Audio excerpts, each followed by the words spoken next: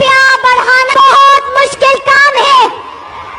नवाज शरीफ कहता है, शहबाज शरीफ कहता है कि जब मुझे 1 रुपया भी पर लीटर बढ़ाना पड़ता है तो मेरे दिल पर क़यामत गुजरती है। इस वक्त 137 रुपए का लीटर कौन आदमी पाकिस्तान में सख्त किसकी इसकी जेब में इतने पैसे हैं कि वो खरीद सकता है। इसी को कामयाबी कहते हैं कि बिलियन डॉलर ले आए। अगर वो बिलियन डॉलर लाने के लिए आपने 30 रुपए यहाँ से पेट्रोल और महंगा कर लिया और 160 रुपए का पेट्रोल करते हैं और लेकिन बिलियन डॉलर IMF से मिल जाते हैं, तो क्या ये कामयाबी है?